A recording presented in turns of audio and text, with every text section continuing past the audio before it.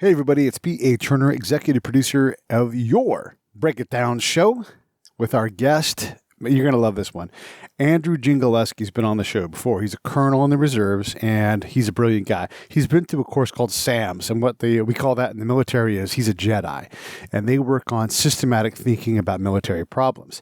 And you start to look at these things, and you put them together, and you start to understand just how complex foreign policy is. So when you hear people talk about foreign policy and they downplay how hard it is, it's like, oh, it's simple. You just go, nice to your friends, and you're hard on your enemies. Anyhow, that doesn't work because you have to allow your adversaries the ability to take care of who their people are to allow stability to happen. It gets really complicated after that is how do you exchange value between countries when, this country has a port, this one doesn't, this one has a resource, this one doesn't, this one has the ability to create food. So all of these things have to work in a systematic way, and you don't want another country to dominate another one unfairly or the United States. Anyhow, the point being is these things are complex conversations, and as soon as you start to dive in and realize how complicated the Crimea is, that whole Caucasus region and Russia and how they're trying to create things. We've got an active war between Georgia and Azerbaijan right now. And so these things continue to go on. And as we get a new administration come in, here's the thing. New American administration is typically run on something like, we're going to do smart diplomacy. Like, we're going to be better when we're at it. Reality is they're not, because this stuff is tough. And so you're going to hear Andy and I talk about the challenges of Russia, China, and especially Turkey. Turkey is this linchpin. And if it goes in a bad way, if it becomes unstable, it takes the entire region with it. But it also wants to dominate certain things and wants to exert its power. It used to be a world power. Not that long ago. So it'll be interesting to see what you guys think of the show. I'd love to hear from you, Pete at breakitdownshow.com, or just go into the show notes and hit me there, or hit me in the DMs. Slide into my DMs and let me know what you think. So anyhow, that's Colonel Andy. He's a good dude and brings a lot of insight to these things. This show actually goes a little long because we really get cooking at some point and bring a lot of knowledge that you're not going to hear on other shows. Okay, enough about that. Hey, listen, it's the giving season. It's about to be Christmas time. I think Hanukkah is started already, so it's time to give and give well for charity. And if you could, and if you're into it, Save the Brave, savethebrave.org. Go to the donate tab, click on either a monthly or a recurring donation, and we would love to have your support. We will put that together, and we will help out veterans. All right, not much else to say. Let me just say this. Here comes Colonel Andrew Dziengeleski. Lions Rock Productions.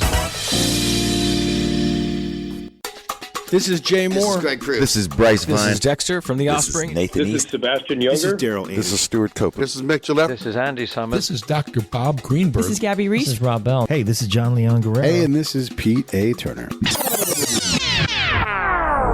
This is Colonel Andrew Dziengeleski, and you're watching the Break It Down show. And now, the Break It Down show with John Leon Guerrero and Pete A. Turner. Yeah, this is it. Well, first off, I've got to do a little bit of housekeeping because Facebook is not cooperating. And so I'm going to have to try to post something to Facebook. So those of you who are watching on Facebook, if you're already watching, God bless, thanks. And for those of you wanting to watch, I guess you're not hearing this message. And so everybody's going to have to wait for a second. But what I thought, while I do that, if you would, could you give us just like your hasty bio on why you know what the heck you're talking about? And we're going to get into some, I guess you would say, international relations, foreign policy, strategic type topics. So if you would, Colonel Andy, please introduce yourself. Hey, so thanks again, Pete, for having me on. It's been about a year, I think, since I was on the last time.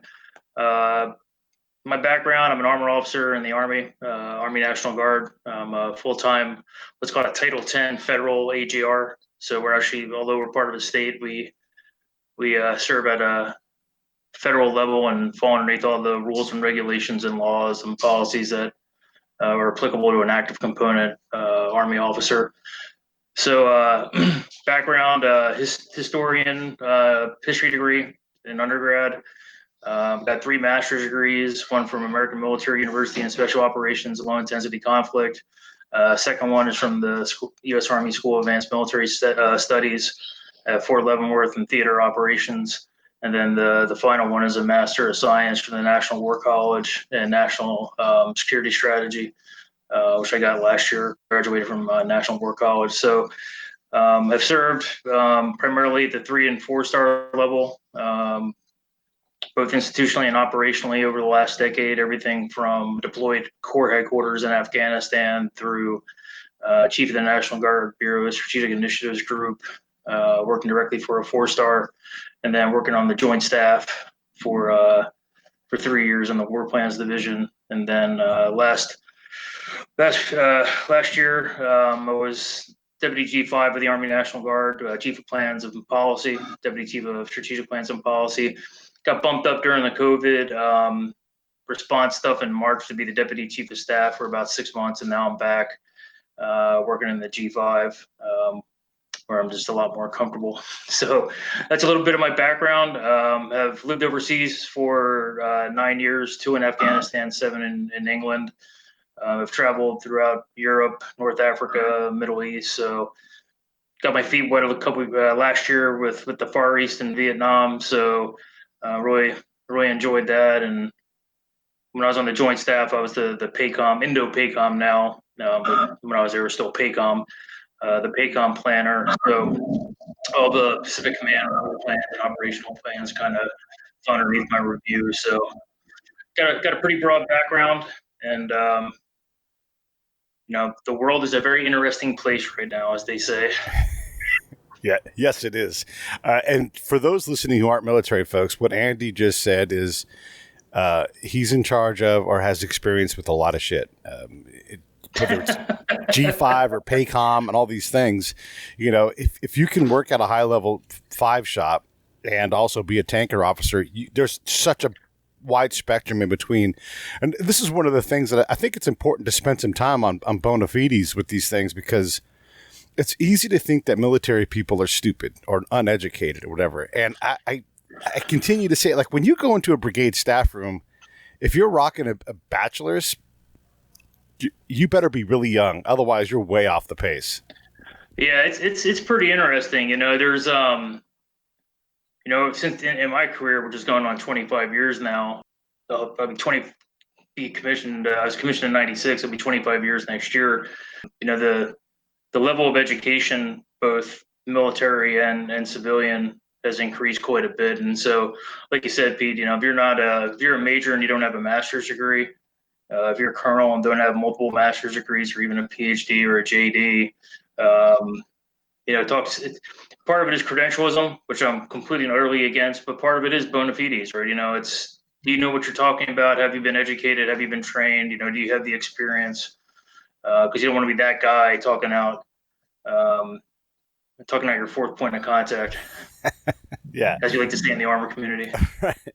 Yeah, and just to kind of close the loop on this, in the corporate world, there might be a lot of degrees as well. Not to talk down about that, but that colonel who's got a degree, he's got a degree in troop movement from 1872 to 1925 that was granted to him by Oxford University. Like, these degrees are from often very high-end institutions, and they are specifically like, this is germane to what I do every day. It's not like, oh, this person was played tuba at Indiana, and now they're the sales manager or whatever it is. Like, and again, having a degree is one thing, but quite often these people are very well credentialed. So it's but again, just to do shorthand on, actually probably longhand by the time we finish saying all these things, but the shorthand on all of the acronyms is that Andy has done a lot of things. I wanted to cover one thing. I wanted to cover back when you were doing the job with the COVID response stuff, because we weren't able to get together then because you were busy. Yeah. But there's often this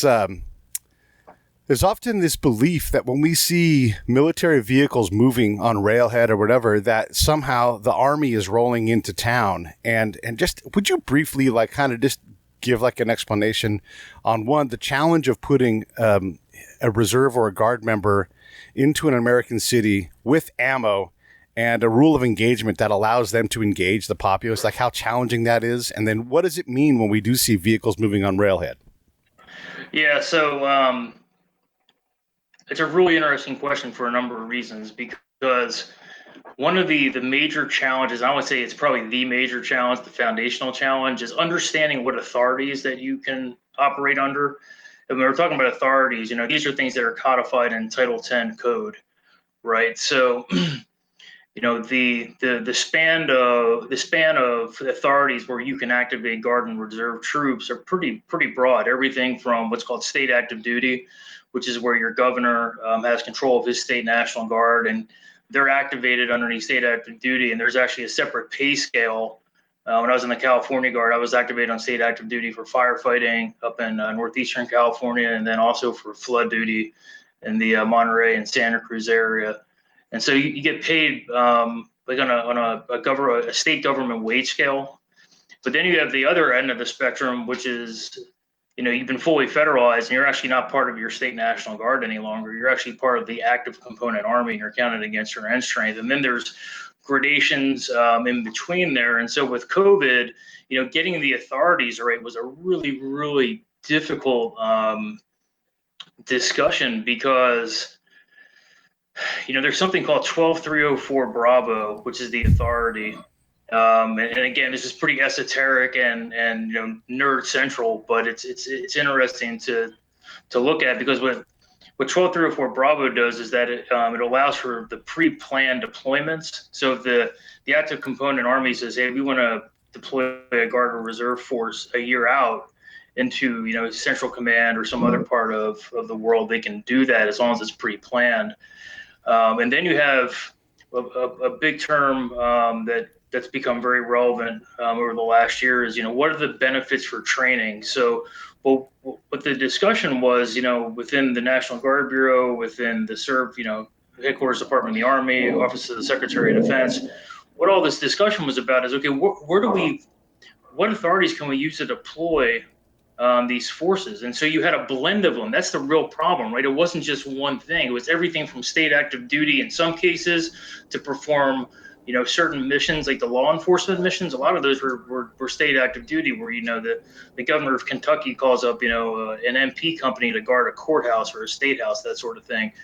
But then you also have, for COVID response, you had, a lot of troops that were activated underneath Title 32. And the interesting thing about Title 32 is that it's a federal code on how the states are allowed to act and use their National Guard.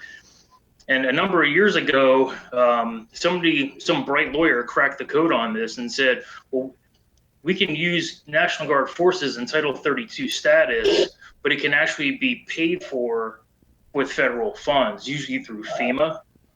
And so for the vast majority of COVID response, that's how it's worked, is that they've been activated underneath Title 32 to perform these missions within their states and cities and that sort of stuff. But the money is being sent through FEMA, so it's federal funds. It's not coming out of the state coffers or the state budget. So that's a very quick, and I don't want to bore people too much. Your audience will fall asleep if I keep going. How about this? What it's not is an Army invasion into fill in the blank unrest place. Even if there's a riot, the Army or the military, I should say, is not going to open fire on civilians.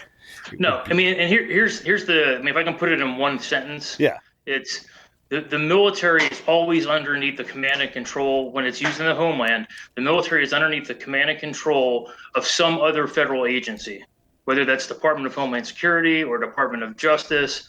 They're the two most usual culprits, but DOD isn't allowed to run around willy-nilly just doing whatever they want within the United States.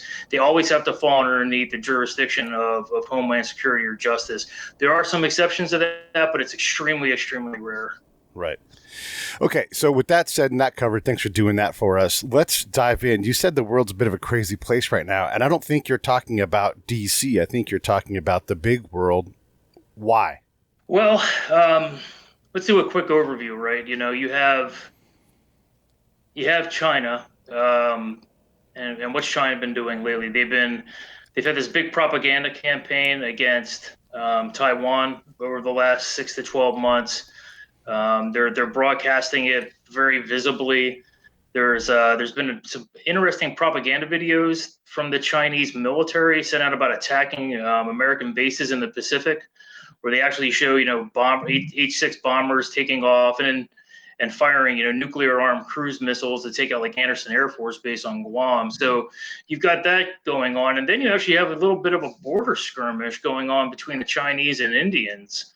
And that's always a tension. That's something. Two nuclear armed nations that are and the first one of these. I'm not sure if you read about this, but the first one of these was brutal because with the line of control, the portion of the line of control that they were at is basically they basically agreed to deny use firearms. So you had the Chinese and the Indian troops beating each other with sticks, with nails in them, baseball bats, that sort of stuff. I mean, it was hand-to-hand combat. So you got that in China going on, which is always a persistent annoyance to say the least. But what I've been focusing on lately is the role of Turkey. And Turkey has really been, over the last 3 to 5 years, Turkey has really been disruptive on really about 3 continents. And this is Erdogan, flexing his muscles, and I think trying to establish, some sort of quasi-Ottoman empire again. But if you take a look at Turkey and just, real broad, they've been involved in Libya, they've been involved in Syria, they've been involved in Iraq. They're definitely involved in the Azerbaijan, Armenia battle that's going on right now. They shot down a Russian fighter over Syria, I think, in 2013. They've been screwing around on Cyprus. They've been very aggressive with air patrolling against the Greeks over the Mediterranean. So you've got the Turks here on 3 continents stirring up some mess. And to be fair to Turkey, though, I mean, they are on 2 continents themselves. If they go anywhere, like they're going to be on 3 in an instant, because Africa's not far away either. Sure. But what's interesting, it's not like Turkey is this superpower, right? I mean, they're not part of the EU. They are part of NATO, obviously. They have a lot of instability to their south and southeast. They've pushed a number of miles into Syria and are kind of codifying a new border with their troops there. They fought against the Syrians a number of times. So the question is, what exactly are they trying to do strategically?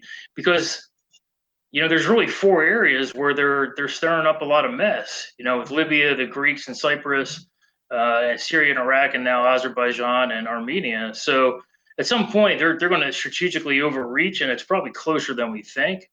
But man, what a pain to deal with, because now you have to deal with the Turks on multiple levels and in multiple areas of the world. And you didn't even mention their ongoing struggle and disagreement with the Kurds. Just to their southeast and west, I guess, if you're going to be fair. Well, inside of Turkey, there's a large Kurdish population. Yeah. I mean, the reason why the Turks have been repressing, the Kurds is that they've been fighting, a terrorist campaign against them since the 1980s, and there's been tens of thousands of Turks and Kurds killed within Turkey. Right. So yeah, absolutely, it's all part and parcel of this. So when, and I don't want this to be a political thing because it's not, but someone's going to be president and they're going to be in charge of our foreign policy. And what I hear, and I don't think there's any special gifted foreign policy person who's running for the major office. But when I hear the vice president candidate, Kamala Harris, say something basically like you have to be nice to your friends and be hard on your enemies, and just wholly underestimate the complexity. I think Turkey is the prime example. Here we have someone who's an ally, and not an ally like the Kurds are our friends. We call them an ally, like an actual ally, part of NATO, may or may not want to join the EU. They're heavily Arab. They're in Asia. They're in Europe. It's just such a challenging place. And you're right. They've been one of the major players throughout, modern history. They ebb and flow, and it makes sense that they're like this. This is how complex it is. We're still trying to sort out who owns Cyprus, or if anybody owns Cyprus at all. That's not been sorted out for 2,000 years. That's always in flux. Yeah, right. I mean, and, you take a look at Turkey and just their relations, right? So, like you said, Turkey's a part of NATO. Well, I remember a general asking me in 2013, he goes, if the Russians attack Turkey, does that mean we have to, basically institute Article 5 in NATO and start a war with the Russians? I mean, that's a big question to ask, right? And it's legitimate, right? It's like, okay, Turkey is part of NATO, and if they do get attacked, what is the response to that. And there's a number of ways that can spin out. But the Turks have, the Turks and the Israelis actually have a very good relationship. They've sold arms to each other for many, many years. And then you have the Turks and the Saudis, and the Jordanians. If you take a look at, traditionally, even within the last 150 years, the Ottoman Empire was still around 105 years ago. Right. And they were for centuries were Islam's leading force. And then after World War I, the Ottoman Empire collapses. You get the Young Turk movement with Ataturk, and then the Saudis take over. But you also have to deal with the Hashemites, which is the king of Jordan, who are traditionally power players in that region with the Turks. The Saudis and the Turks have no love lost, and then the Iranians and the Turks seem to have some sort of marriage of convenience when it suits each other in the area. And the Russians and the Turks have fought numerous wars, over the centuries. And then, the Greeks and the Turks, that's oil and water. They hate each other. So it's just really interesting to see Turkey flex its muscles the way that they have and where they have over the last 3 to 4 years. There is a scenario that is a chance greater than zero. I'm not saying it's high, but it's greater than zero that Turkey uses its relationship with NATO to create. Turkey has access to the Mediterranean and then into the Black Sea.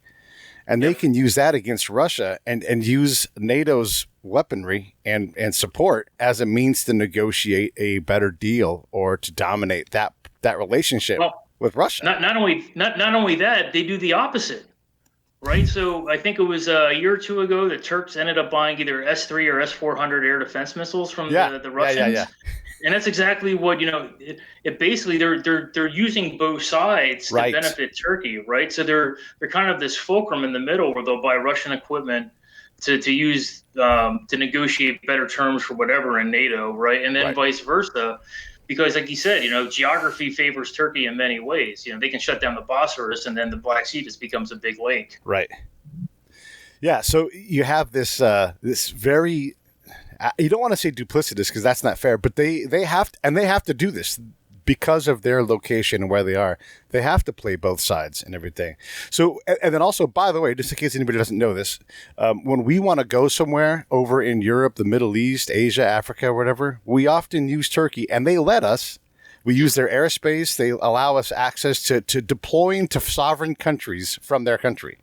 So, I've been to Incirlik. I've gone through Incirlik a couple of times in southern Turkey. It's 30 miles from the Syrian border, I think, and probably not too about equidistant from the Mediterranean, if I remember correctly. So and then we've had bases in Turkey for a long time. The entire Cuban Missile Crisis was predicated on putting American Jupiter missiles into Turkey, what the Soviets didn't like, and that's why they put missiles into Cuba. It's like, hey, we can play this game too. Yeah. So it's an incredibly important country, and it really is the center of the world in many respects. And when we look at, we complain about our border and trying to secure it. We have a very long border with Canada, but if you look at a country like China or Turkey, they share a lot of border space and a lot more history. Like it's kind of funny. Today is Indigenous Peoples Day / Columbus Day, right? And that's sort of where our complexity kind of stops. But if you're Turkey, Russia, China, you got a whole lot of neighbors that you've wronged or righted over millennia now. Yeah, and their histories are not forgotten, right? Do you think the Armenians forget about the Turks and the Armenian genocide? Not at all. So when the Turks are supporting the Azerbaijanis, you've got this underlying current of literally a genocide that occurred 100 years ago. So again, it goes to that. What are the Turks actually doing here? Well, what do you think? I don't know. I think that make sure that his name goes down in history as somebody who is important, somebody who was powerful, somebody who expanded, the influence and power of Turkey. But to what end? I'm not sure. Are they really trying to reestablish some sort of caliphate, in postmodern terms?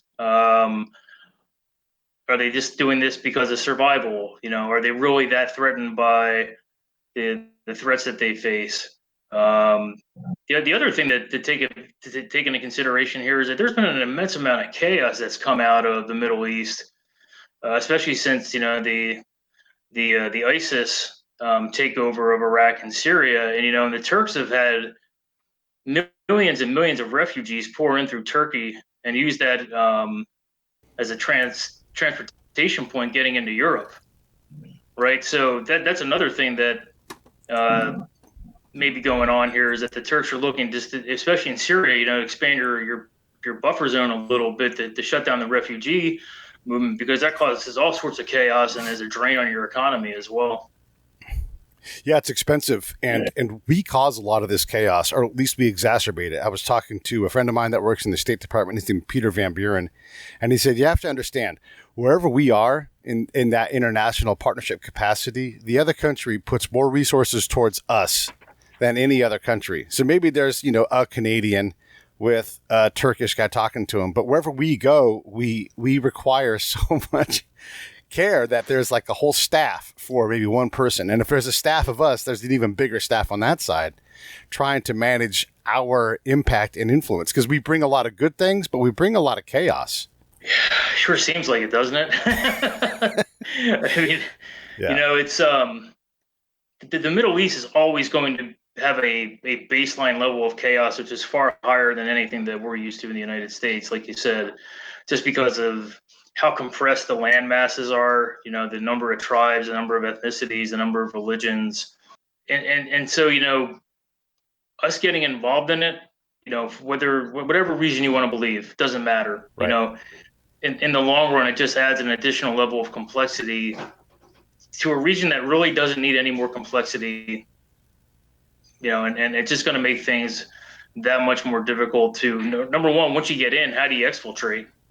We still have people in Iraq and Syria. We still have people in Afghanistan. What's the criteria for pulling your forces out? Is it simply, hey, look, we have a president who wants to do it? Well, then you're going to get all sorts of congressional, and you've seen this with President Trump over the last couple of months with Afghanistan. You see all these former policy personnel come out and say, well, it's a pretty bad idea. It doesn't help when the Taliban says, we would really like for you guys to leave. Actually, we support this course of action, right? It's like, that's not the response you want when your adversary is saying that. But again, it's just, overall, it's an unbelievably messy part of the world in our presence. As you said, it's questionable whether it hurts or it helps. It probably does the same simultaneously, but in different ways to different countries, it's a mess. My rule I've created for myself from watching us do this at the tactical level, and follows that it goes all the way up, is that we are a net destabilizer. Unless we can prove otherwise, we make it worse. Maybe some people get wealthy from us being there, but we're not a reliable benefit. It's hard to argue otherwise over the last 20 years. Again, I think there were a lot of good intentions. Trying to create democracy in Iraq and Afghanistan, Sure. But like the old saying goes, the enemy has a vote. Yeah. And when you have multiple enemies, they have multiple votes, and they're going to do what's in their best interests, which almost always never coincide with our best interests. Well, and to be critical of us, we got to be better at doing this kind of thing if we're going to do it. We're terrible at it. You and I both agree on the Afghanistan thing pretty much down the line, but we never prepared for that mission. I mean, George Bush's vision was a good one, I suppose, right? Have all these multi-partnered countries. We're going to teach up these things. But it didn't work because, the level of commitment wasn't there. The level of training wasn't there, and so we managed this process that was unmanageable. You're a tanker. You can't go to NTC before you deploy to Afghanistan and expect to be, ready to not tank. Well, and again, a lot of it comes down to expectation management. I think a lot of the problems with Afghanistan, at least with the Allies, was, their commitments in the 1990s were in Kosovo and Serbia, where you had very, very limited bloodshed, and all of a sudden, you go into, for lack of better terminology, you go in and overthrow, the Taliban and occupy Afghanistan, and all of a sudden, you've got dozens of bodies coming home. And deaths and wounded, that's a political, it's just Clausewitz 101, right? Those tactical actions have political strategic effects back in your home country. And that's why you had so many caveats in Afghanistan with each country, is because the politicians recognized that it would be problematic if all of a sudden you lose an entire infantry company, if you're the Dutch or the Australians or even the British or the French. I mean, the French fought extremely well. They fight extremely well wherever they go. But they fought extremely well in Afghanistan, and they took tons of casualties. But then you have the Germans. I mean, the Germans up in the north of Afghanistan, they were very reluctant to do anything. And actually, I don't want to get corrected on this, so take this with a very, very large salt block size grain of salt. I think before Afghanistan, the Germans actually didn't even have Valor Awards. Wow. For battlefield valor. And I think they had to create a couple because of some actions in Afghanistan. They weren't handing out the Iron Cross anymore?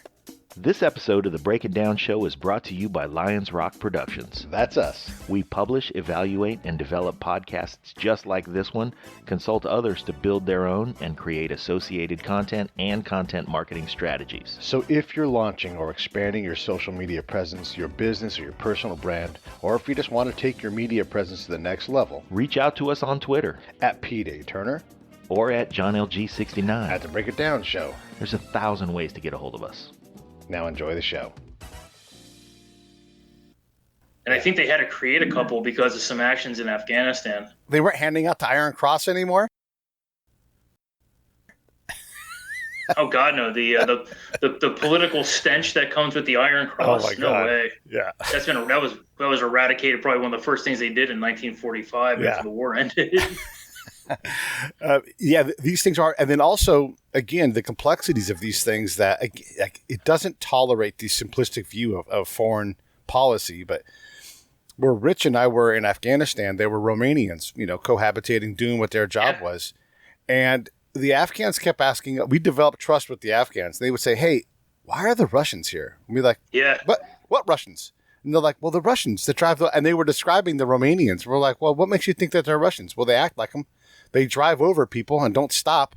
And, you're like, wait, you think the Russians are here? Okay. And then you'd bring that to the command. And then here's what the command goes. They're like, well, but there's no Russians here. Not a problem. Move on. You're like, I was very cognizant of that, man. I'm a quarter Polish and 3/4 Lithuanian. So I look it, right? I look like a Slav. And so I remember in 2005, during my first deployment to Afghanistan, walking through a bazaar with a Lithuanian officer. The vendors there, the Afghan vendors, looked at him like, hey, what's the Russian doing with you? Yeah. So, I mean, again, it's just this history lingers far longer in these places than it does in the United States, and it matters. And the thing about this is, like, you've got Romanians in the zone, but they're really Russians. And you bring that to a commander, if they don't go, oh, shit, that's a problem. They don't know what's going on here, but what commander stops and goes, yeah, you know what? We need to slow down, back up, and reassess what we're doing here, Instead, we just go forward, always forward. I go back to Sun Tzu on this one, right? It's know yourself and know your enemy, and you'll win 1,000 battles. Yeah. And the question is, how well do we know ourselves? Yeah. How well do we perceive ourselves? How do we look through to the adversary's eyes, or do we look through the population's eyes and see how we are perceived? Yeah.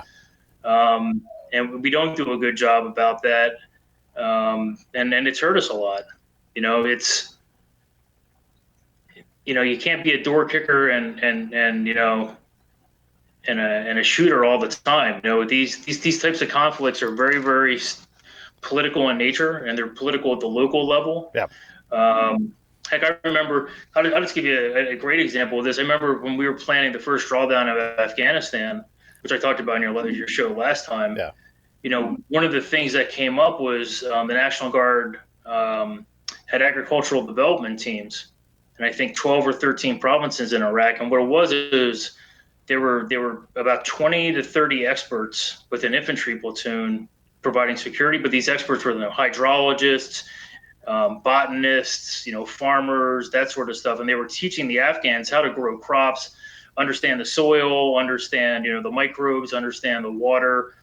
And I remember a general who will remain nameless, because I think the world of him, but remember having a talk with them and saying, look, sir, if you want to withdraw these people, and it's about 600 total, it wasn't that much, but if you want to withdraw them, you have to understand is that governor of that province has a relationship with a governor of an American state, right? And these land use universities in the United States, where we took people from, we had Guardsman, Texas A&M, I think University of Missouri had a few, but there are a lot of these universities. I mean, you have these relationships that have been built over years between these, a governor of an Afghan province and a governor of an American state, and it's like you can send them home, but you best well understand what you're doing. You best have a good strategic messaging campaign on why you're doing this. And oh, by the way, you need two of them, because you need one to talk to the Afghans, and you need a second one to talk to the governor back in the States. And you probably need a third one because it's going to get elevated into the political sphere in Washington as well. So it's like you said, Pete, everything is super, super complex. I mean, that's just a simple tactical action that withdraw 600 people. Yeah. Specialists, doing a very important mission, I think, for the long-term health of Afghanistan. But man, is it loaded with mines? Well, and let me stomp on your minefield a little bit because ADTs are absolutely net destabilizers. I've watched them. I watch a hydrologist come in.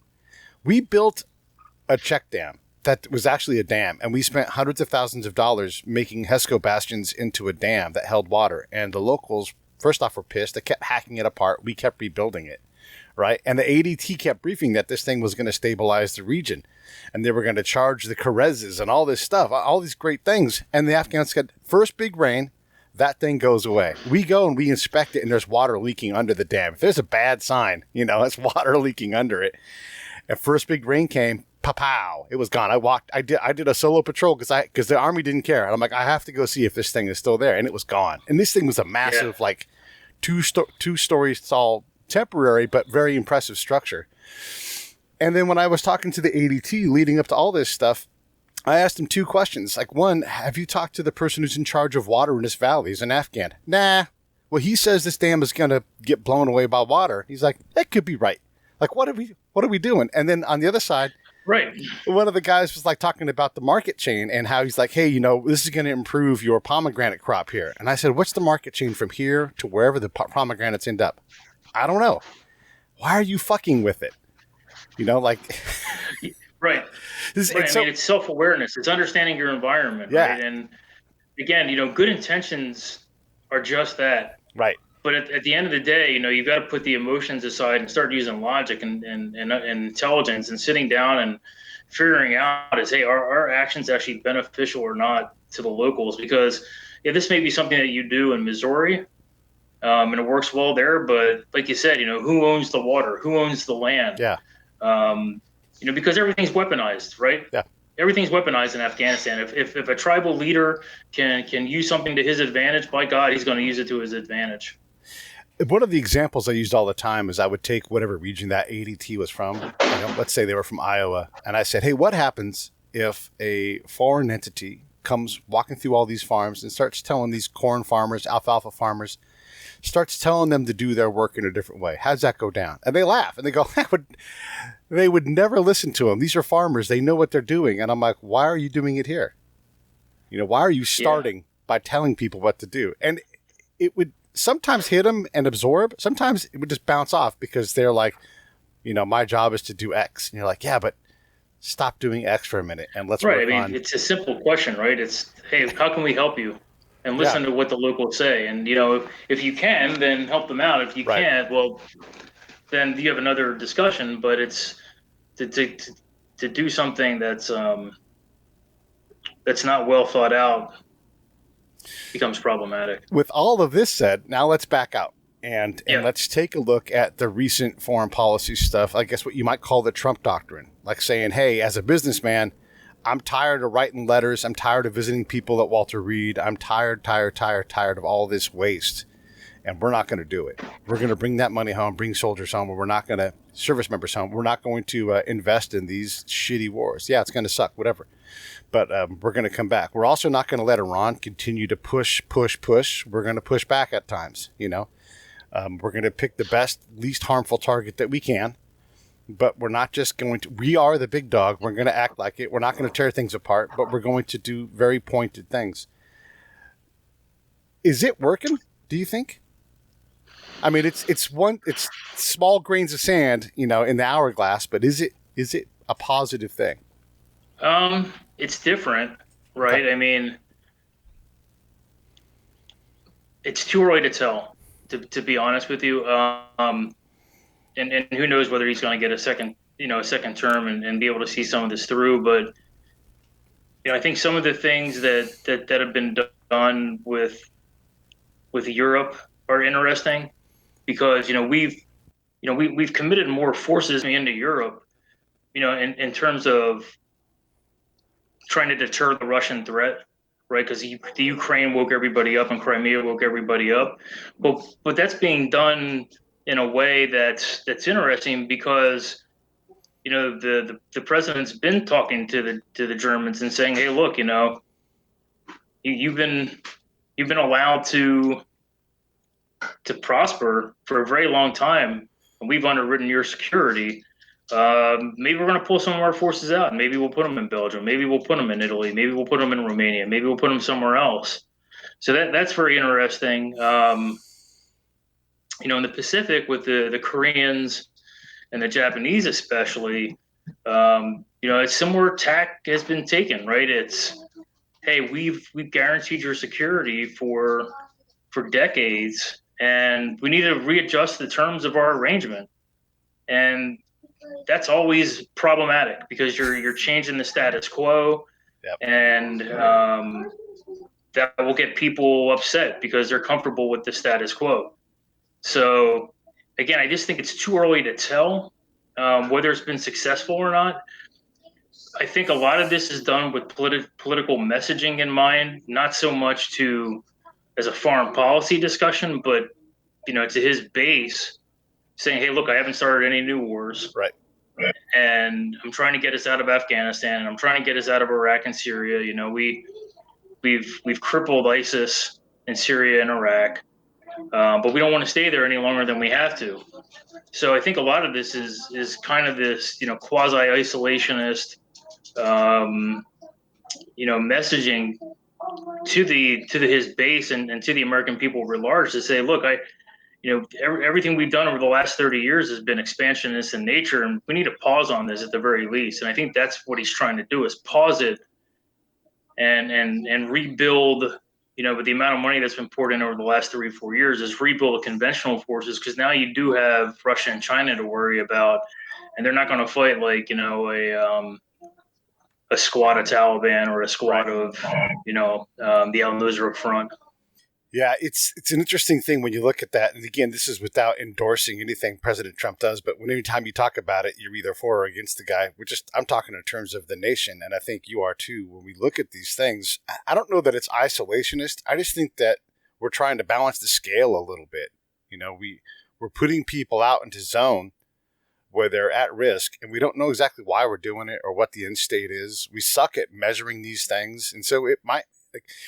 I had an Iraqi guy say to me, "You guys came here and spent $1 trillion, and we don't have a high tension power system. We have all the energy in the world. I can light the dirt in my backyard on fire. Why didn't you guys start there?" And then couple that with another Afghan guy who said, "How long would your government operate without electricity? How long would you guys stay stable?" And I'm like, 8 seconds. I heard very similar things in Kabul. From Afghans. Why haven't you created a power plant and put electrical wires up and distribute electricity? So yeah, I get it. Yeah. It's the interesting thing that's happening now is, with COVID, bringing that back into the discussion is, we've spent so much money so quickly. You're talking $4 to $5 trillion, and there's more that's going to be spent. It's increased the national debt substantially, and so the question is, how is that going to play out during the next administration? Because one could make an argument that there's going to be a pretty substantial cut to the military because it's the largest discretionary portion of the budget. And in order to pay down some of the national debt, or just to take care of the American people and get the economy running again, that may be happening. And so that to me is the great unknown, is what happens after the election, and how does that impact the military and this the foreign policy, really, the foreign policy that's in place really since the end of the Cold War. Is that still going to be viable? Yeah, right. Okay, so let's say that Joe Biden is the boss. One of his ideas in the last 20 years was to divide Iraq into 3 new countries, and that was going to solve our problem. You're already shaking your head no. I mean, it's a part of the world that's already complex, and by separating it into more countries just makes it more complex, right? And the thing with Iraq that always fascinates me is who owns the water. It's the Turks. The Turks own the Turks can basically stop the water flowing down into Iraq by building more dams. I mean, even with the existing dams that are up there, they can shut down the flow immensely. And so, they use water as a weapon. I mean, this is what the Chinese have been doing with Vietnam, with the Mekong Delta. Same thing, is that if you have dams up in China that can stop the flow of the Mekong, that's vital to agriculture. It's the same thing in Iraq, even worse so in Iraq, right? Because you're not in a tropical climate. I mean, it's arid. So, you get 10 miles on either side of, the Tigris or the Euphrates, and you're back in a desert, and you're in rocks. And so again, that discussion about, what the British did and created, 3 different zones in what today is Iraq. Sure, you could do it, but it's just going to make things more complex. Well, and let's not forget to, according to his plan, you would just simply divide Tikrit in some way that made sense to him, but would never make sense to the Iraqis. And then also the fact that you would landlock 2 countries instantly. Even if you said they were a federated state system, that doesn't, like, they already barely get along as it is. Right. Yeah. Again, so it's just these are things that should be taken into consideration, right? You just take it as this. Now, instead of having to deal with one government, now you have to deal with 3. Yeah. And that simultaneously makes it more complex. Okay, so let's make sure we cover Iran then. With kind of our different approaches we've had, where we sort of placated and tried to keep them from developing uranium as a weapon system, and then how the heck do we deal with Iran? I mean, there's it's so complex, and we're just talking 4 or 5 countries here: China, Russia, Turkey, and Iran. But there's no good answer for any of these things. Yeah, I'm not nearly as worried about as Iran. The Israelis and the Saudis are plenty worried about Iran, and they're taking active steps to do stuff about that. And then with the drone strike on who is the Iranian the general that we hit with the drone strikes. I want to say Soleimani, but I don't know if that's General his name or not. Yeah, I mean that seems to really have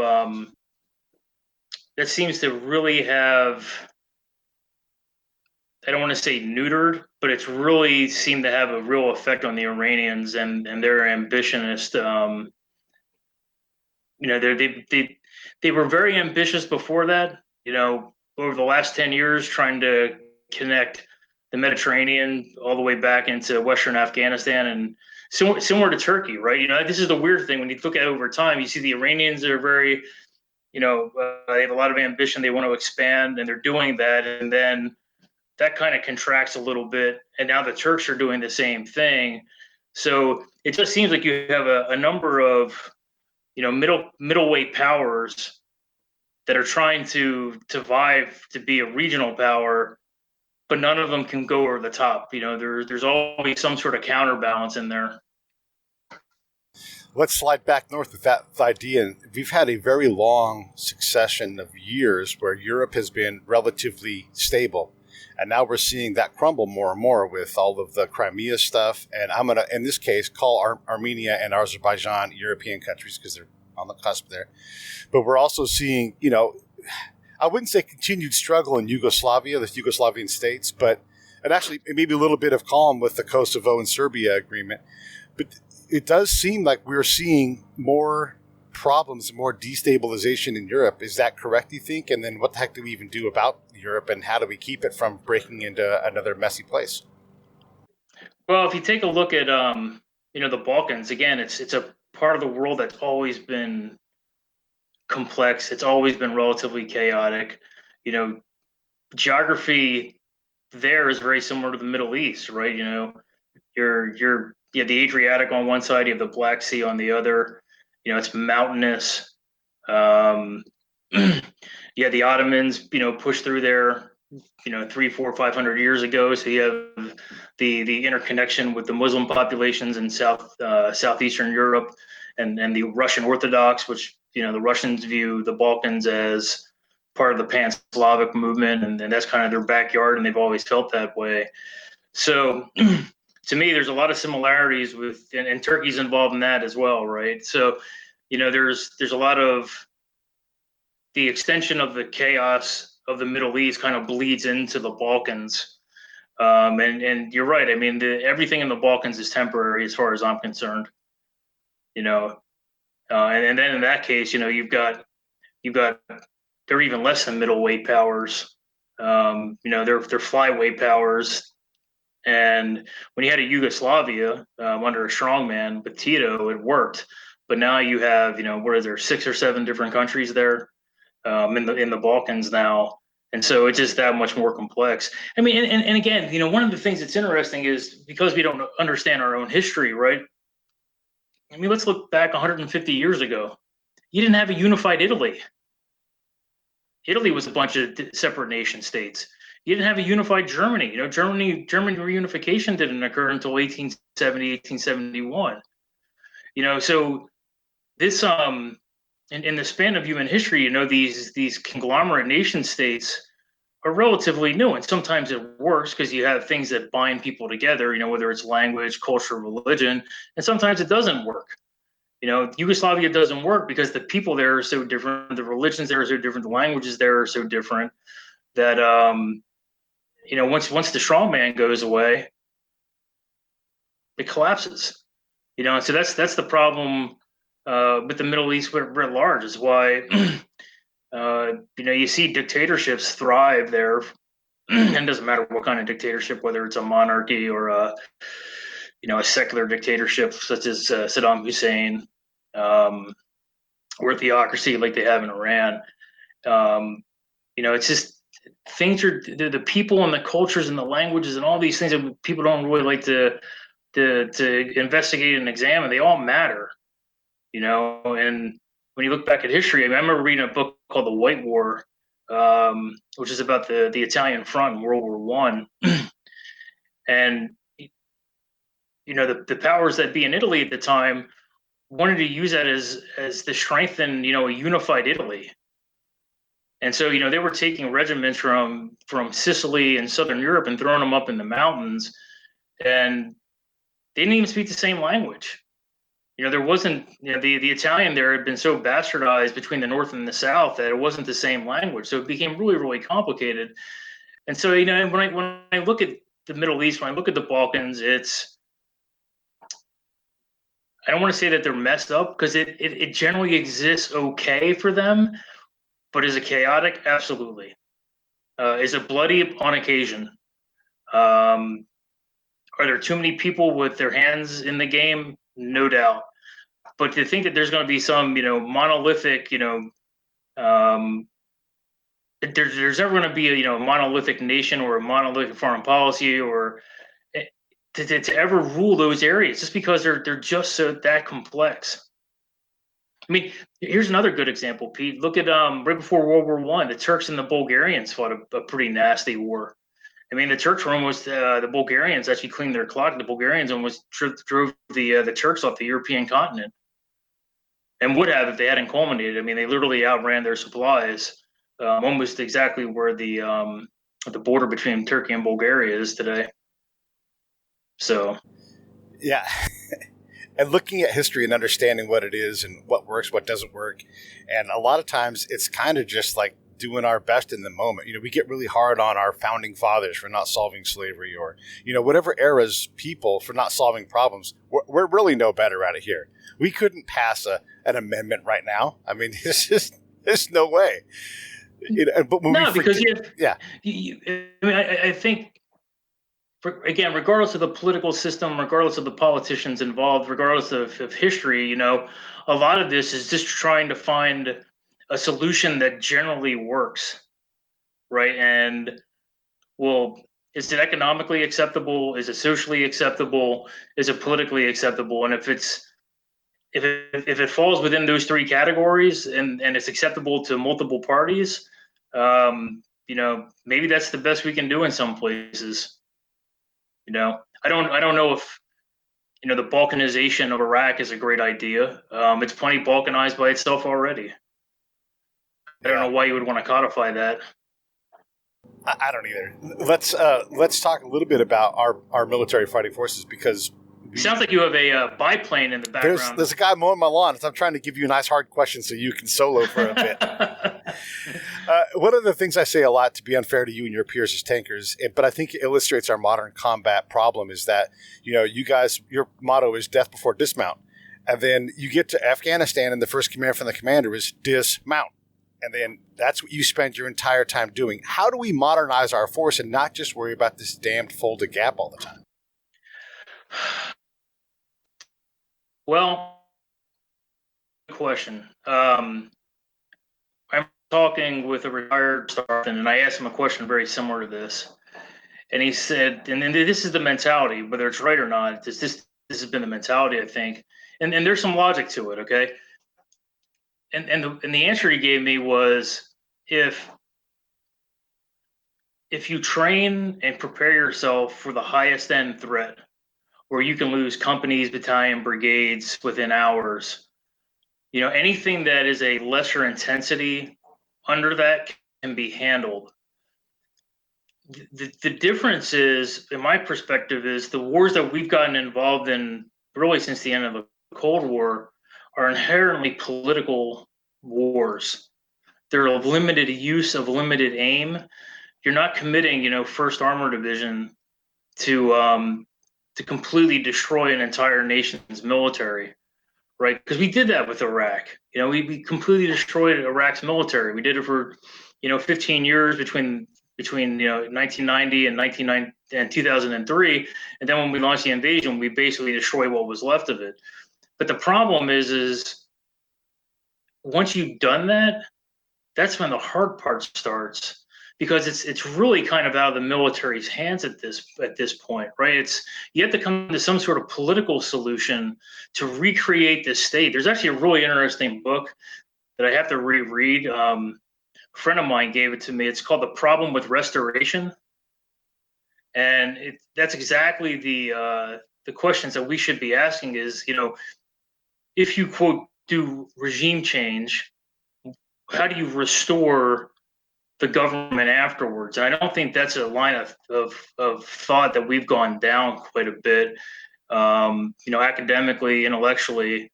And I would say that it's probably not the military's responsibility to do that in the first place. That's really the political aims of a war should be handled by, I don't know, politicians, diplomats. I mean, this is one of the things what's interesting about reading the tail end of Desert Storm. Schwarzkopf is left in the middle of the desert, and he doesn't have really any guidance from there's no diplomats out there trying to hammer out a peace deal. It's him and a few of his staff and maybe an ambassador or two talking with the Iraqis. That's probably not the best way to formulate a peace treaty. I mean, I suppose we could do it, but when you look back at even the German and Japanese surrenders, I mean, their countries were annihilated. There was nothing left. I mean, all the major cities in Germany have been bombed out. Japan, very similar. I know a few cities were still left because of cultural and historical value, but it gets back to, every war is different. Every war is unique. Every political situation when those wars are being conducted are unique as well. And so, to get to your point about, your question. It's a very long-winded answer, so I apologize. But to get back to your initial question of how do we train for something other than the gap, is the way that the senior generals perceive it is, look, if we have to enter into a war with China or Russia, and you're talking about large land forces,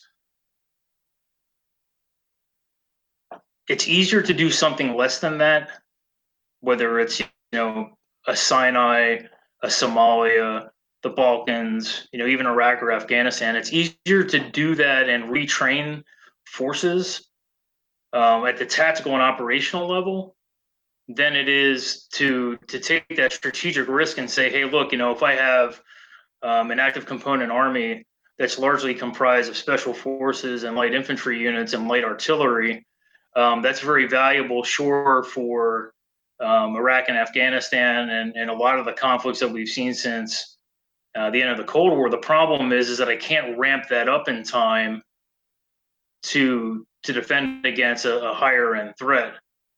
So that's the tension and the friction that goes into that decision making, right? It takes a long time to build tanks, and they're very expensive. And so once I get rid of them and I mothball them, I mean, how long is it going to take to train crews, at the individual and collective level? How long is it going to take to be able to maneuver, at the company and battalion and brigade level? You're talking months and months and months and months. And so the perspective is, look, if I have this capability, because there's a thought now that warfare is going to be quick, and I don't know if I really buy into that. Even the high-end warfare, it may be very violent, it may be very destructive and very bloody, but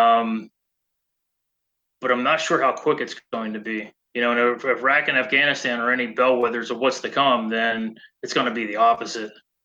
So, again, a long answer, but I wanted to kind of explain all that to see some of the mentality that goes into that question, because it's a lot harder to develop general purpose forces than it is to develop, light infantry or even SOF. I mean, SOF is hard to develop, right? Because you're looking for specific capabilities, especially the special forces guys. It's a little easier when you get into the Rangers, because they're super infantry, right? They're just like light infantry, but they do it a whole lot better, a whole lot faster, a whole lot more violent. So that's the thinking there, because that combined arms battle at the brigade, division, corps, to have your staffs trained to do, literally logistics over the ocean to keep multiple hundreds, to keep multiple corps, fed and fueled and armed to be able to fight and to be able to provide medical care, on the battlefield. That is a very difficult and complex thing to execute. So,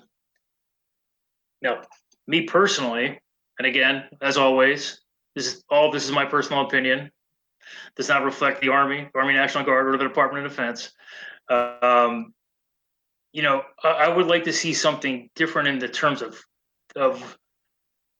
how we construct and design an army, because the army that we have today really is very, actually, in many ways, we're going back to a Cold War army. We've just started standing up Divardis again.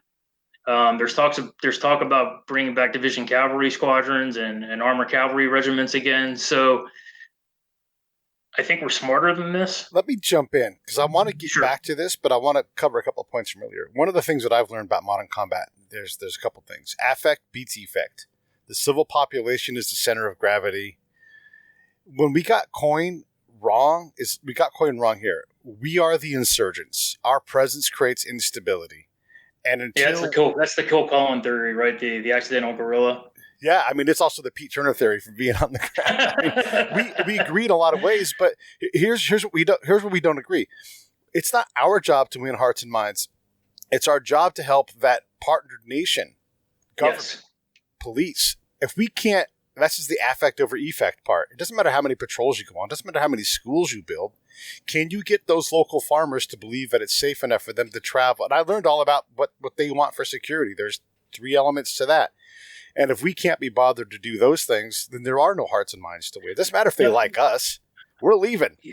Yeah, right. Exactly right. And we used to talk about this I hate to bring back Afghanistan again, but we used to talk about this at length, which is like, okay, at the end of the day, Afghanistan belongs to the Afghans, But we right? don't act So like it when we're there. we don't, and that's the problem, right? Is you surmised it perfectly, which is at the end of the day, we're going to hand over something, right? And it's better to hand over something that works better for the locals and for us than not.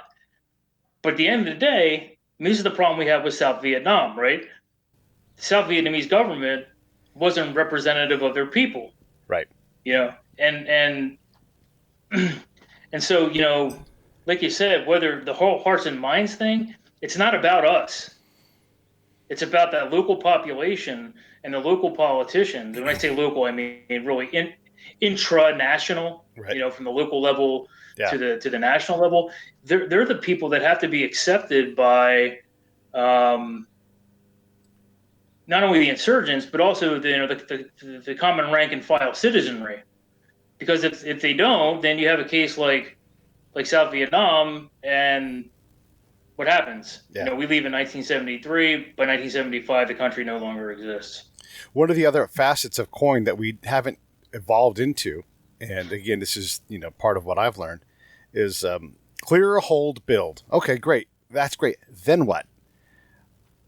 No, we're done. That's where the thing stops. It's just clear, hold, build. Like, no, you have to transition. You have to find a way to transition power, to transition all of these things. And we don't have any doctrine even written on this. When we think of transition, we think, hey, Andy, good to meet you. You guys will have a great time. Here's my partner. I'll see you later. That's transition to us. It's not like, hey, we have all these resources that we're going to send back to a junkyard for the audience, a junkyard to sell. Right. Meanwhile, that governor's like, hey, that generator, I need that to do my job. And we're like, yeah, well, you can go to DRMO and bid $1,500 for it in Kansas.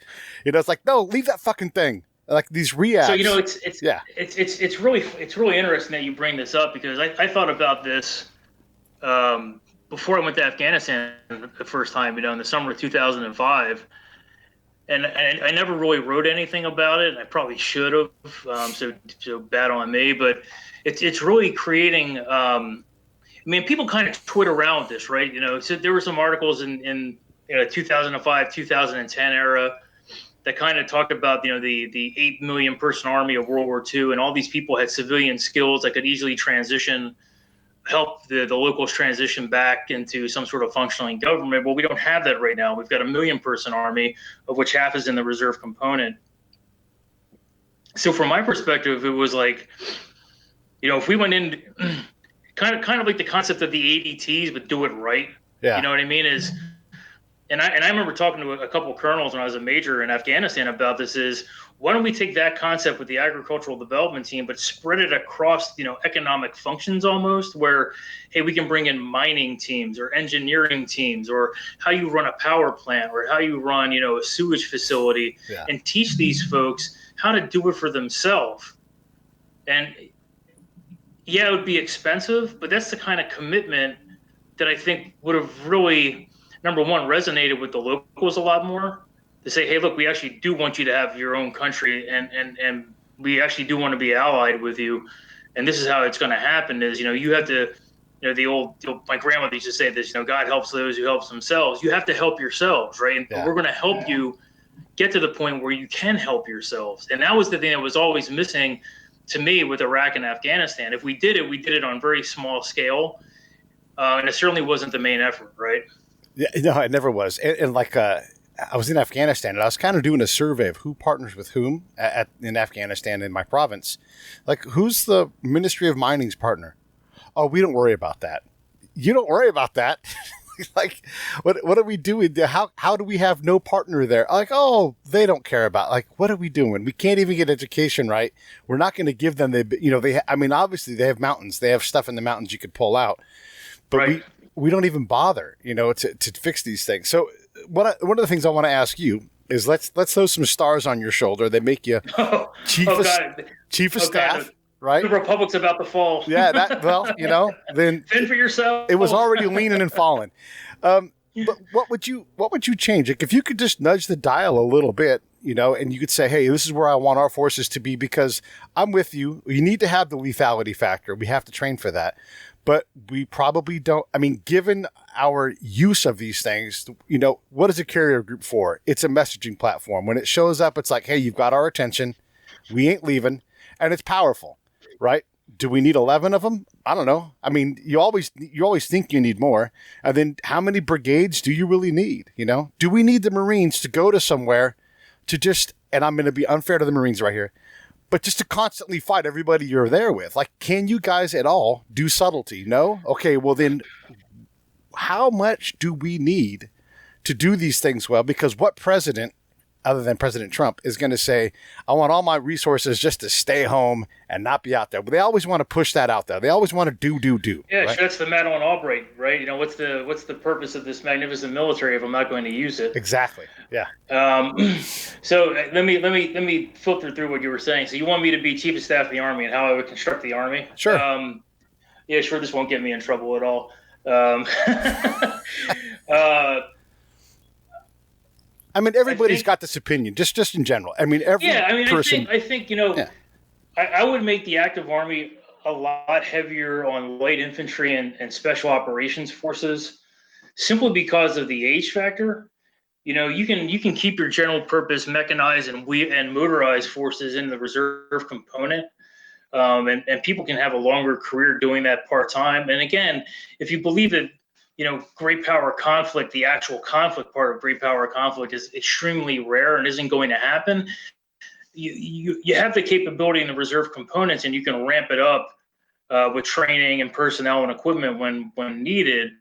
If you wanted to get really radical, you take the Marines and you make it part of the Army, right? And you basically have, and I know that's going to go over like a lead balloon, and all my Marine friends are going to stab me, one dark night in DC. But if you take the Marines and basically you have 2 additional corps worth of ground forces with the Marines, 3.5 divisions, basically 3 1/3 divisions. There's a benefit to that too, but that's never going to happen because of the. But wait, general, it broke up when you said it's never going to happen. I didn't hear why it was never going to happen. It's too inherently political. I mean, gotcha. the Marines have the best propaganda in the entire world, right? I mean, and deservedly so, right? Yeah. I mean, the Marines are always under, perceived or not, they are always under attack as being a place to cut. And I don't understand that, because their budget's like $9 billion a year. It's even smaller than the Army National Guard, right? So it's like there's not a whole lot to take from the Marines. And you get the allure of the Marines, the fortitude, the message, the image that the Marines have is extraordinarily important for the Army, or for the nation. So let's keep it that way. But we're not in a position, we haven't had that forcing function to seriously look at the roles and responsibilities of everything, whether it's and we did a little bit of this work when I was on the Joint Staff from 2014 to 2017, where we were looking at combatant commands, because you have functional combatant commands and you have geographic combatant commands, and we were looking at, hey, is there a different way to form combatant commands, right? Is it strictly functional, like Transcom, it's responsible for all the transportation or strategic transportation around the world, or are there different ways that we can identify this? And we did a lot of. I was on the periphery of it. I was in the plans division, the strategy division was looking at this. But I was involved in some really interesting conversations, but we've never had that forcing function where we absolutely positively have to do this. Right. Right. It's like, I'll give you a perfect example because we use it every day at work. So the active Air Force and the Air National Guard, up until about 2006, they were kind of like the Army and the Army National Guard. They were always at loggerheads with each other. But something really interesting happened. What happened is that the F-22 was so expensive that in order to pay for the program, they had to cut a bunch of active component force structure. 40,000 or so. I know because I had 2 Air Force officers working for me in Afghanistan who I had delivered the message that they were riffed.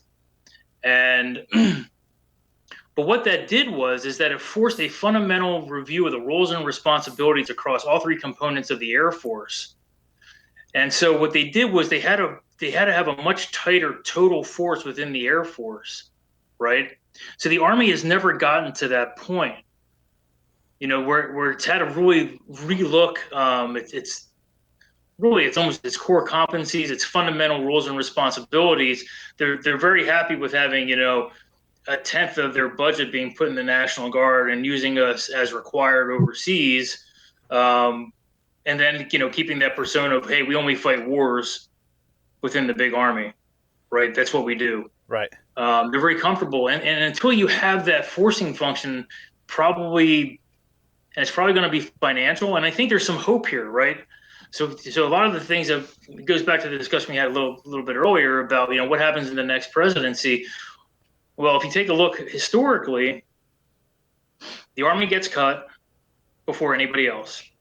Because number one, the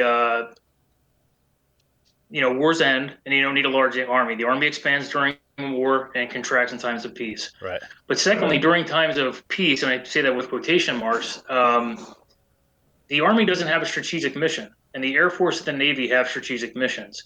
And the 2 missions are our strategic arm, it's the nuclear forces, which is the ultimate guarantor of peace. But secondly, they keep the global lines of communication and global trade routes open in air and in sea. The Army doesn't have anything like that. So the interesting thing is maybe the Army can get to this point. It'll be painful. People will be upset about it.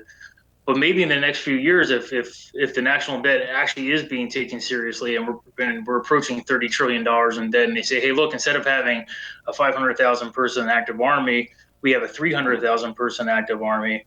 Maybe that will be the forcing function that will force real redesign and real thought into what the Army can and maybe will be.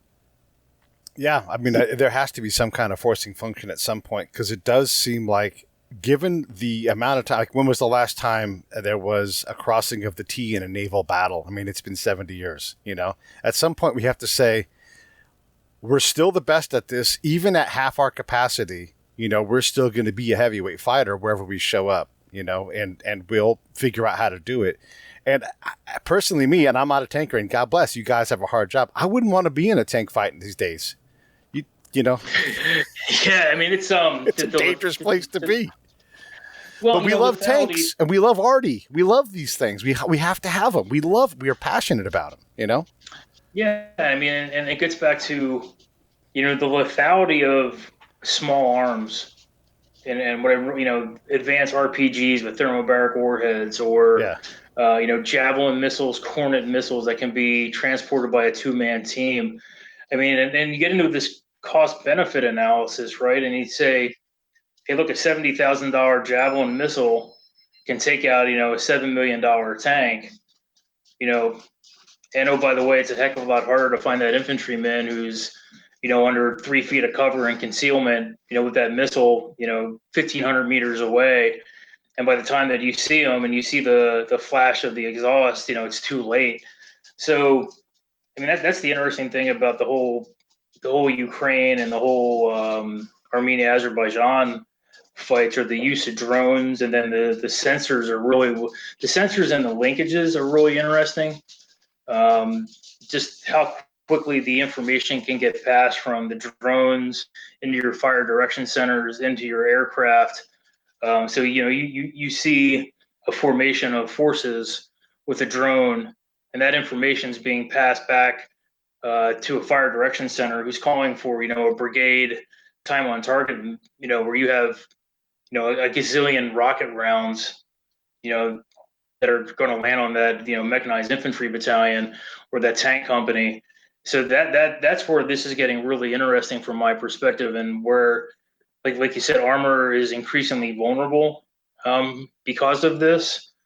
But the thing about armor, what people don't understand is that armor is designed for exploitation, right? Tanks were designed for exploitation. That was the original role So there were two original roles for tanks in World War One. The first one was to provide infantry support, right? So you in the trench lines of World War One, you'd have a tank with a large cannon that was armored and protected. It could take out pillboxes, it could take out bunkers. But the second reason, and the really important reason, is that the reason why World War One was so bloody, especially on the Western Front, and why it was a stalemate, is that you didn't have an exploitation arm, because your infantry would get exhausted after fighting and trying to walk another 5 or 10K to create, a tactical rupture and an operational problem. And then you would have to go, in your cavalry had even less chance of survivability, because it's a larger target, number one, and horses don't do well on ground that's been pockmarked by a gazillion artillery rounds. So that's the original role of armor. So the question is like, okay, you say the tank's dead because of lethality. Well, then what takes that exploit? What takes that operational maneuver? What takes its place? Because if a tank is vulnerable, a truck is vulnerable. If a tank is vulnerable, a Bradley or a BMP or a BTR is vulnerable, or any sort of equipment is vulnerable. So the question is what and this is the age old problem here is, the lethality of small arms and the defense and protection mechanisms of a tank. You can't really build the protection much more. Tanks are approaching 80, 85 tons. So what comes next? Because again, this entire sensor to shooter thing is so quick right now. The only thing I can think of right off the top of my head is that you have robust electronic warfare and you try and disrupt it, and you disrupt the feed somehow. But you got to have that in place. Yeah, when I think about drone technology, it's easy to say, yeah, we can provision via drone. We can do whatever via drone. But yeah, if you have good electronic warfare, countermeasures, you can defeat that.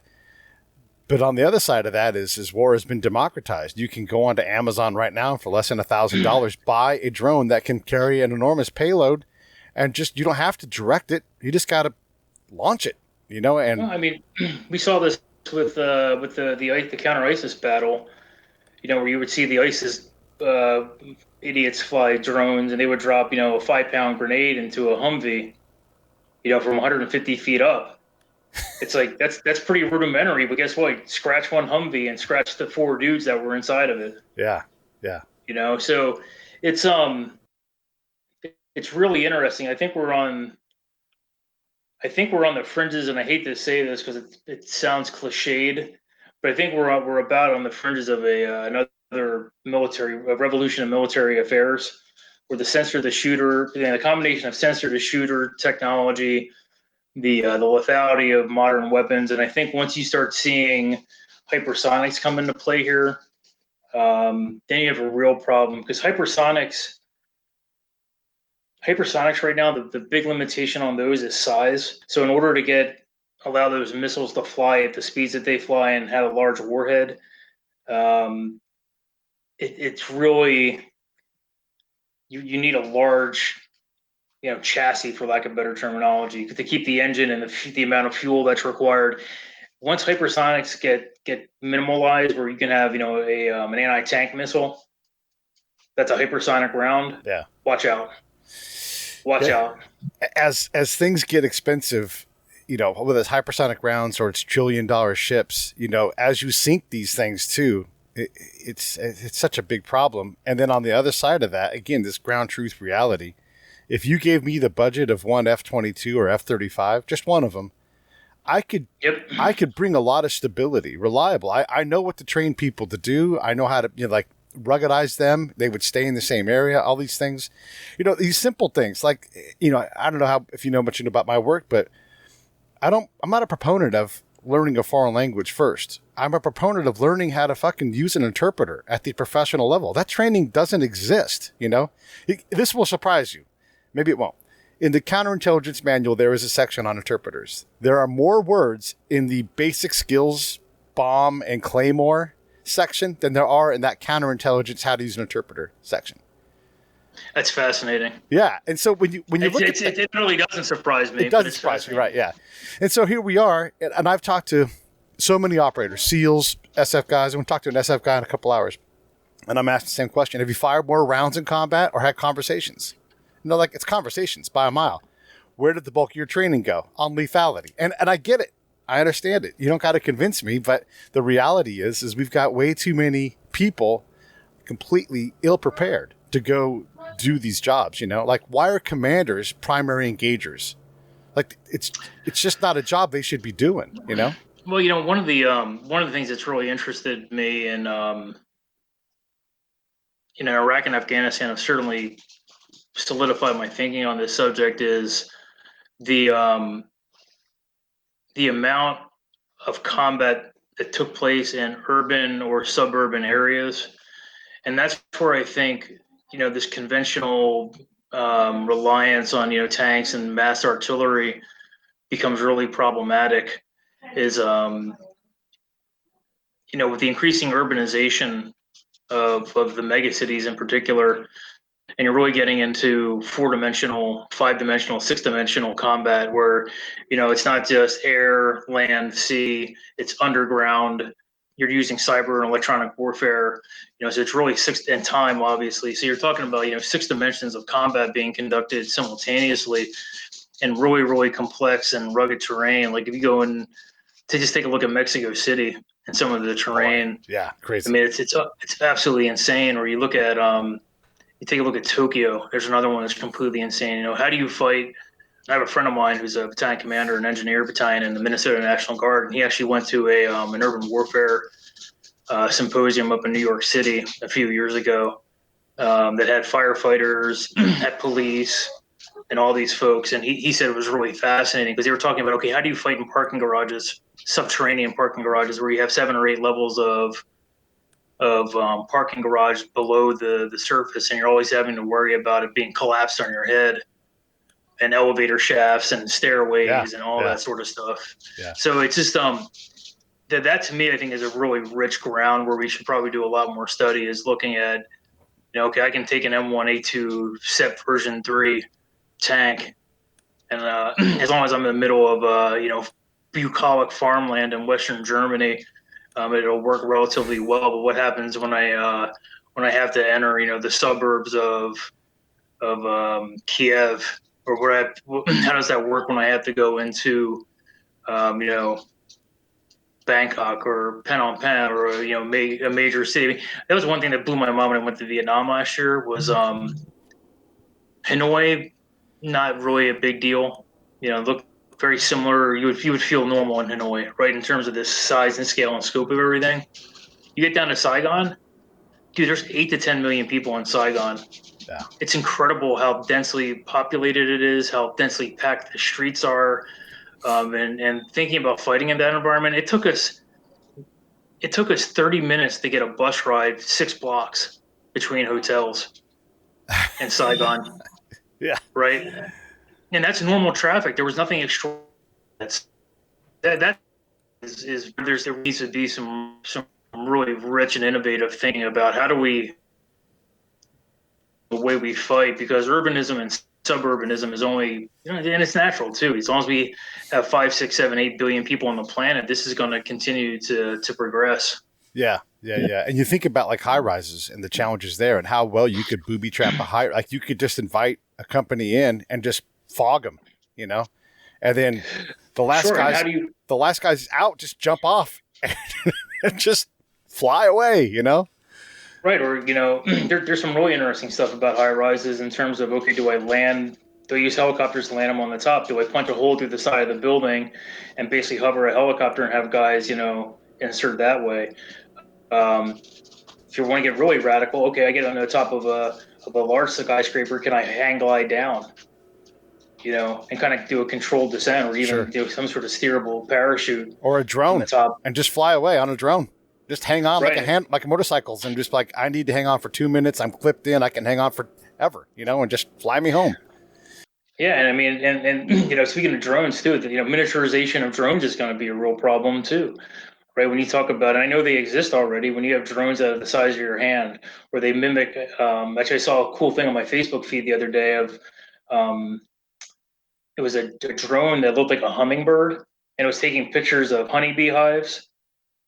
Now think about something like that used in a military perspective where, all the flora and the fauna can be mimicked, and it's actually a sensor of some kind. Yep.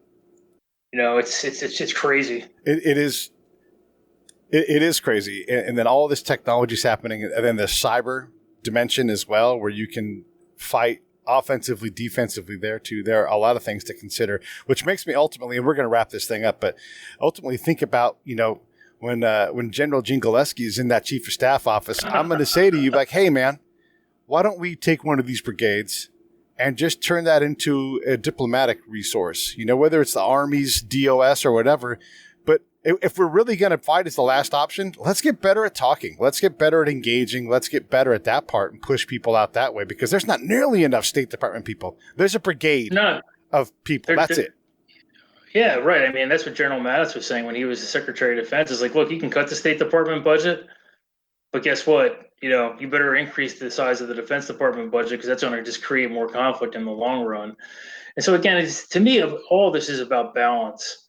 Right, our country's been so reliant on the military over the last 30 years, and have given it incredible resources, and then I benefit from it. So I've had an incredible career, met just some of the most amazing people within the military, whether they're civilian, uniform, contractors, the whole nine yards. But it's out of balance, right? We need to rebalance our federal government to, build a bigger diplomatic corps, a better diplomatic corps. We need to put more emphasis on economics and trade and commerce, infrastructure, the whole nine yards. I mean, and it goes back to, the first time we talked, when I mentioned Eisenhower's Cross of Iron speech, where, you spend all this money on tanks and ships. Well, guess what? That's a bridge that's not getting built. That's 10 schools that isn't getting built. And that's going to resonate with me until the day I die, because those sunk costs on producing weapons, while they're important and you need them, there's got to be a balance. And that's where I think we're in a little bit of trouble here, because we've gotten out of balance so much over the last 30 years. But it's correctable. That's the good thing, right? It's the end is not nigh. It just takes somebody with a little bit of political fortitude and will to make it happen. Well, man, I appreciate you coming on. I love these chats. Super awesome. I know it was rangy, but you did a great job. Thank you again so much. Let's do another one when you have time, and continue to do great work. And by the way, all the people that are going to be mad because we were talking bad about tanks and everything else, we get it. It's a hard environment. We're just throwing some ideas out there, Yeah, I mean, this discussion, right? I'm not saying that this is the way of the world. Even if I was in a position of great power and influence, which I'm not, but you can't take away from thinking, right? If one of my favorite quotes from Patton, everybody thinks Patton is this, hard ass dude who, grab him by the nose and kick him in the pants sort of guy. But one of my favorite quotes from him is everybody's thinking the same way, then nobody's thinking. Right. And that's why I like coming on and chatting with you, Pete, is because, yes, great questions. And I enjoy talking with you, and hopefully you and some other folks will get some benefit out of this.